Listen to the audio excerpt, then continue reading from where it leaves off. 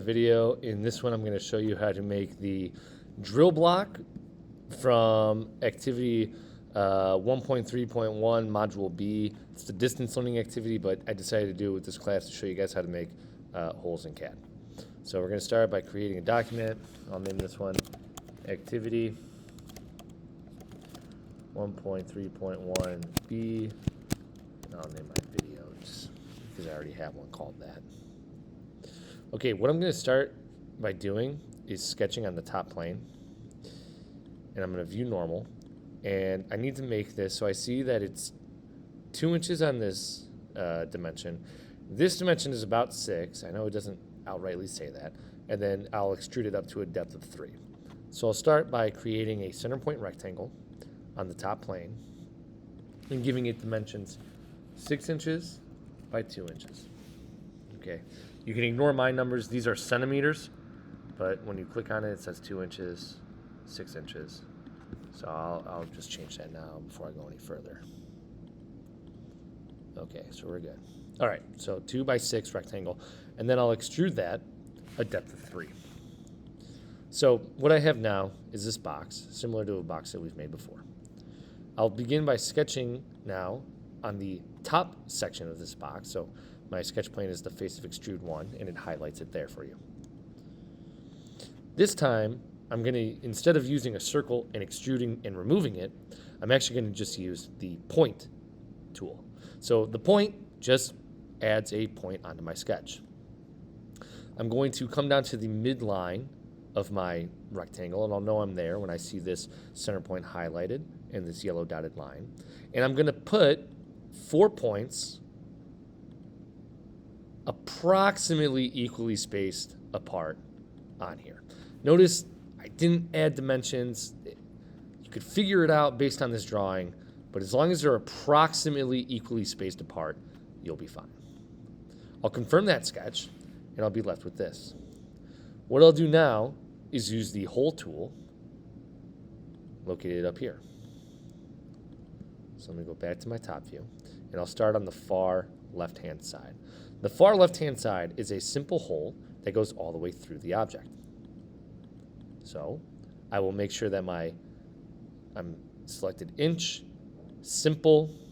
I will make my termination through all, and the diameter of the hole reads 0.5.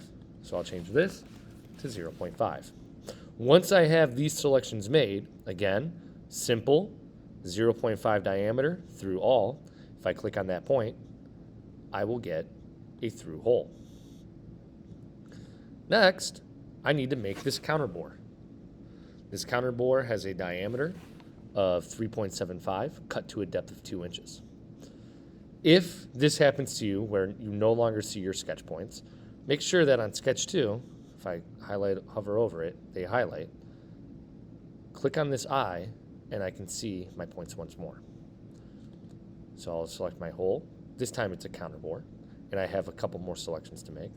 I'm going to select this hole here, and I'm going to change the parameters. First of all, the diameter of the hole is 0.375. The termination is no longer through, it is blind. The diameter of the counter bore is 0.75 inches. 0.75. The depth of the counter bore is 0.5, so I'll keep that as 0.5. And the depth of the hole itself is 2 inches. I'll keep that as 2 inches. I now have my counter bore hole. Working further to the right, now I have a countersink. My countersink, I see, has a diameter of 0.25, cut to a depth of 2.25. The countersink symbol here indicates these angled in edges that has a diameter of 1 inch and an angle of 82 degrees. So I will change it to countersink. I will select my third point, and I will begin to put in those parameters here. So the diameter of the hole itself is 0.25. So we'll keep it at 0.25. It defaulted to 0.25. The diameter